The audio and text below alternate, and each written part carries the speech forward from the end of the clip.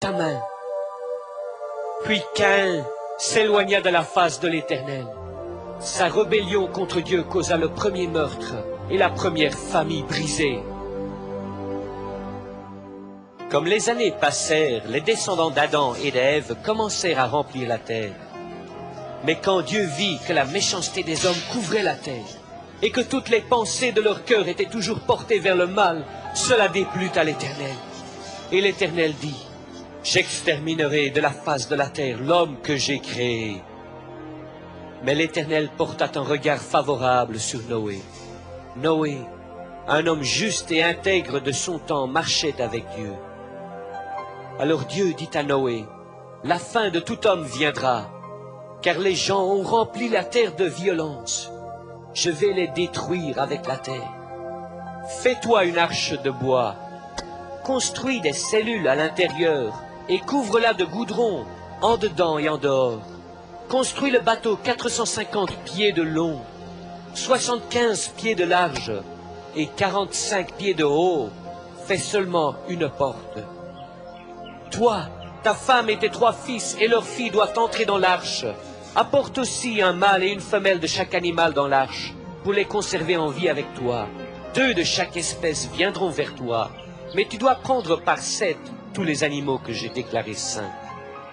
Pendant la construction de l'arche, Noé prêcha aux gens en disant, « Ceux qui refusent d'honorer Dieu seront détruits. » Malheureusement, tous se moquèrent de Noé et de l'avertissement de Dieu.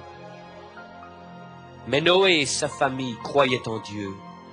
Alors au temps prévu, ils embarquèrent dans l'arche, et puis l'Éternel ferma la porte sur lui. Alors Dieu causa le déluge qui fut sur la terre pendant 40 jours et 40 nuits. L'eau sous le sol sortait comme des fontaines, et les eaux augmentaient sur la terre. Alors l'eau continua à s'élever jusqu'à ce que l'arche se mit à flotter. Finalement, les eaux couvrirent toute la terre, les collines et même jusqu'au-dessus des montagnes. Tous les animaux vivants périrent, les oiseaux, le bétail et tous les gens sur la terre, tous furent exterminés, noyés dans le déluge. Les eaux couvrirent la terre pendant 150 jours. Mais Dieu prit soin de Noé et de tous les animaux dans l'arche. Et Dieu fit souffler un vent sur la terre pour faire baisser le niveau d'eau. Les eaux allèrent en diminuant quand l'arche s'arrêta sur les montagnes d'Ararat et que les plantes recommencèrent à pousser. Dieu parla à Noé en disant, « Sors de l'arche, toi et tout ce qui vit avec toi. » Et il sortit. Alors Noé bâtit un autel et fit un sacrifice à l'Éternel. Et après Dieu bénit Noé et ses fils, leur disant, « Soyez féconds, ayez beaucoup d'enfants, et remplissez la terre. Et en plus des plantes que je vous ai données pour nourriture, les animaux vous serviront aussi de nourriture. Si quelqu'un tue un autre humain, il doit perdre sa propre vie, car l'homme est fait à l'image de Dieu. » Alors Dieu dit, « Voici, j'établis ma promesse avec vous et avec votre descendance après vous. Plus jamais les gens et les animaux ne seront détruits par le déluge. J'ai placé mon arc-en-ciel comme un signe de ma promesse, et toutes les fois que je rassemblerai les nuages au-dessus de la terre, vous verrez l'arc-en-ciel, et je le verrai aussi, et je garderai ma promesse. » Plusieurs générations après Noé, quand toute la terre parlait encore le même langage, les gens s'établirent sur la plaine du Moyen-Orient. Ils se dirent l'un à l'autre, « Allons, bâtissons-nous une ville et une tour, et faisons-nous un nom, afin que nous ne soyons pas dispersés sur la face de toute la terre. » Cette décision était un refus direct d'obéir au commandement de Dieu, de remplir toute la terre. Aussi la tour qu'il planifiait de bâtir était pour adorer le soleil, la lune et les étoiles. L'humanité avait choisi d'adorer la création de Dieu au lieu du Créateur.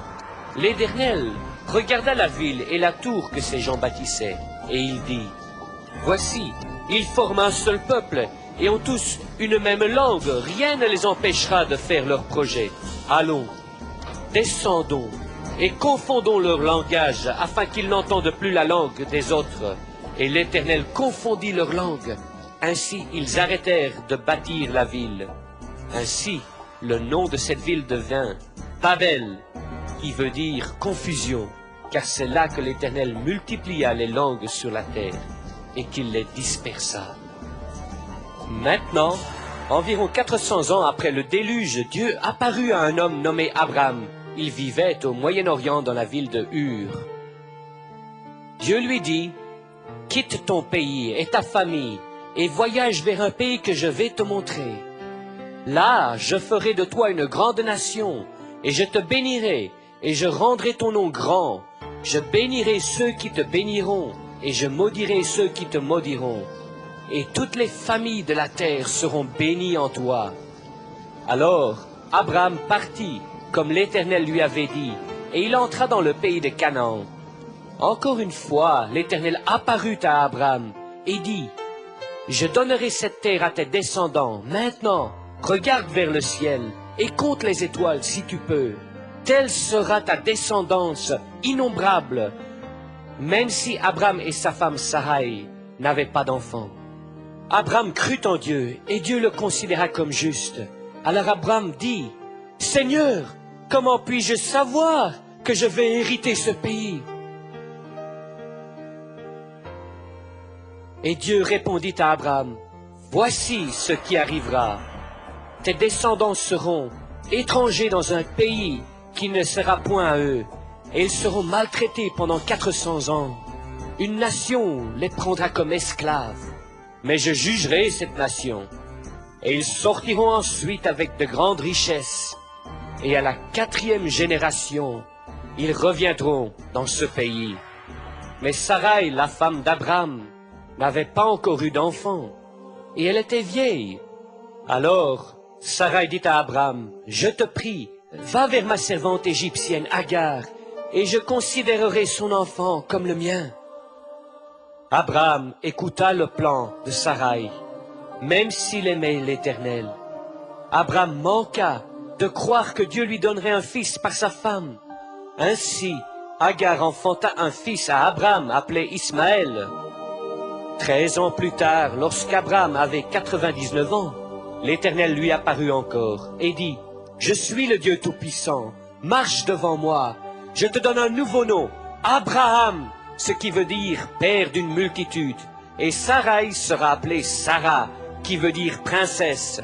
Je bénirai Sarah, et je donnerai d'elle un fils, et elle deviendra la mère de plusieurs nations. » Alors Abraham supplia Dieu, « Oh, qu'Ismaël vive devant toi !»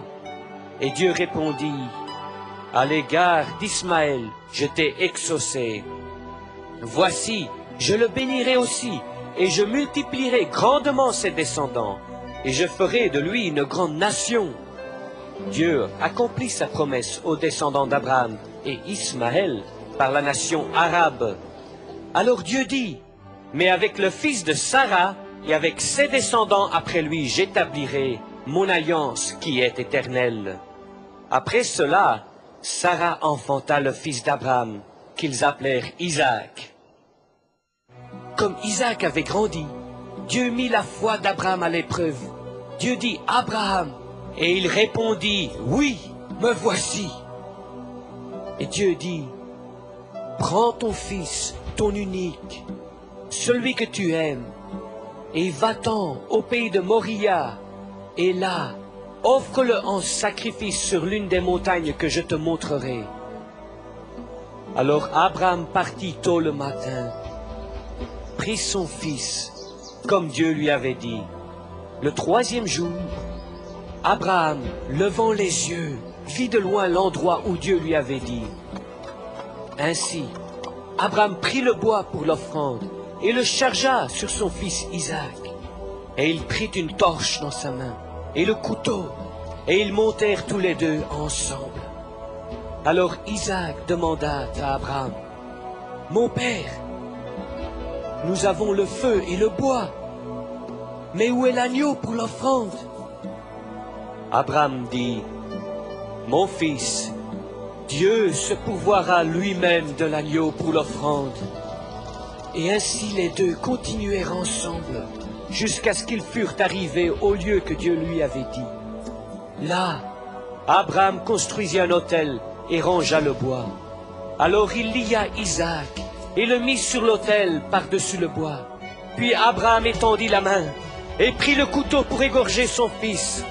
Aussitôt l'ange de l'Éternel l'appela du ciel et dit, « Abraham, Abraham !» Et il répondit, « Me voici. » L'ange dit, « N'avance pas ta main sur Isaac, car je sais maintenant que tu crains Dieu et que tu ne m'as pas refusé ton fils unique. » Abraham leva les yeux et vit que là, derrière lui, un bélier était pris dans un buisson par ses cornes. Abraham prit le bélier et l'offrit en holocauste à la place de son fils. La Bible dit qu'Abraham savait que Dieu accomplirait sa promesse au sujet d'Isaac, même si Dieu avait eu à ressusciter Isaac des morts. Et à cause de la foi d'Abraham, Dieu dit, « Je te bénirai et je multiplierai ta postérité comme les étoiles du ciel. Et par ta progéniture, toutes les nations de la terre seront bénies parce que tu as obéi ma voix. » Alors Abraham s'est réjoui, comme il comprenait que le Sauveur, promis longtemps avant dans le jardin, allait venir de sa descendance. L'épreuve que Dieu fit à Abraham illustre aussi comment un jour, Dieu, le Père éternel, enverrait son Fils unique comme sacrifice pour le monde entier. Plus tard, Isaac s'est marié et devint père de 2 jumeaux, Jacob et Ésaü. Ensuite, Dieu changea le nom de Jacob pour Israël, et il fut choisi pour continuer la descendance promise. Jacob eut 12 fils. L'un d'eux était Joseph, qui fut vendu comme esclave par ses propres frères. Mais à travers les soins de Dieu, il devint éventuellement le dirigeant aux côtés du roi d'Égypte, le grand Pharaon. Joseph, étant un homme qui craignait Dieu, pardonna à ses frères, et il invita toute sa famille à venir en Égypte, en les sauvant d'une terrible famine. Ainsi donc les 70 descendants d'Abraham, Isaac et Jacob, connus comme les enfants d'Israël, allèrent en Égypte, dans le pays où ils deviendraient esclaves, juste comme Dieu avait dit à Abraham. Maintenant, ces descendants d'Abraham enfantèrent beaucoup d'enfants, et ils peuplèrent le pays d'Égypte. Mais le nouveau Pharaon, qui n'avait pas connu Joseph, commença à s'inquiéter. Il dit aux Égyptiens, « Voilà, les enfants d'Israël, ces Hébreux, maintenant sont plus nombreux que nous.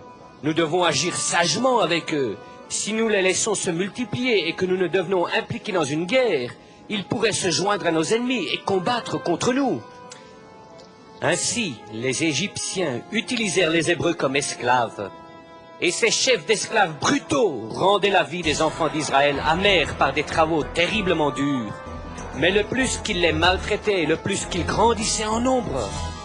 Alors, Pharaon convoqua les sages-femmes des Hébreux et leur dit, « Quand vous accoucherez les femmes des Hébreux, laissez vivre les filles, mais tous les garçons, faites-les mourir. » Une femme des Hébreux cacha son fils nouveau-né, mais après 3 mois, elle ne pouvait plus le cacher.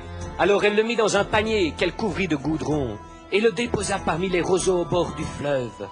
La fille de Pharaon descendit au fleuve pour se baigner, et elle aperçut le panier au milieu des roseaux, et elle regarda à l'intérieur. Quand elle vit le bébé qui pleurait, elle eut pitié et dit, « C'est un des enfants des Hébreux. » Elle prit le bébé et l'éleva comme son propre fils. Elle l'appela Moïse, qui veut dire « tirer des eaux ».